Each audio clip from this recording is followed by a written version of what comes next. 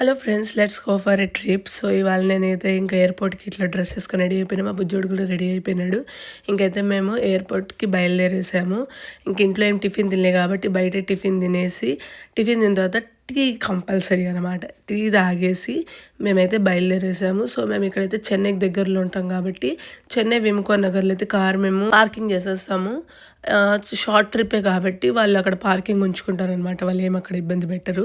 So మేము 2 days కోసం అక్కడే పార్క్ చేసేసాము. మా అబ్బాయి ఇంకా మెట్రో ఎక్కాడు. వాడికి అంటే కొంచెం కొంచెం తెలిసిన తర్వాత ఫస్ట్ టైం అనమాట మెట్రో ఎక్కింది. వాడికి చాలా ఇష్టము, కానీ హాఫ్ అన్ అవర్కి మించి ఉన్నాడు అనమాట. సో ఇక్కడైతే మనం ఎయిర్పోర్ట్కి వచ్చేసాం. లోపల నుంచే ఉంటుంది కాబట్టి ఈజీ అనమాట. ట్రాఫిక్ని అంతా తప్పించుకొని హాయిగా ఈజీగా వచ్చేయచ్చు. సో ఇక్కడ నాది బాబుది అయితే సెక్యూరిటీ చెక్ ఇన్ అయిపోయింది. వాళ్ళ డాడీది ఇంకా కొంచెం టైం పడుతున్నది రష్ వల్ల. సో మేము గమ్మున ఎందుకుంటాం, అటు ఇటు చూస్తూ ఉంటే మాకు పాప్కార్న్ బండి కనిపించింది అనమాట. సో ఆ పాప్కార్న్ బండిని చూస్తే ఎందుకు ఇంకా గమ్మున ఉంటాము, సో పాప్కార్న్ కావాలని ఏడుస్తాం అనమాట. ఇంకా అలా పాప్కార్న్ కొని తింటూ ఉండగా వాళ్ళ నాన్న కూడా వచ్చేసారు. ఇంకా చెన్నై ఎయిర్పోర్ట్ సైలెంట్ ఎయిర్పోర్ట్ కాబట్టి అక్కడ ఏ అనౌన్స్మెంట్స్ ఉండవు కాబట్టి మనమే చూసుకొని వెళ్ళాలన్నమాట. ఈ క్యారమెల్ పాప్కార్న్ ట్యాక్స్ అవన్నీ పెంచే ఏమోలే అనుకున్నాను, కానీ తింటే భలే ఉంది. క్యారమెల్ పాప్కార్న్కి ఫ్యాన్ అయిపోయాను నేను.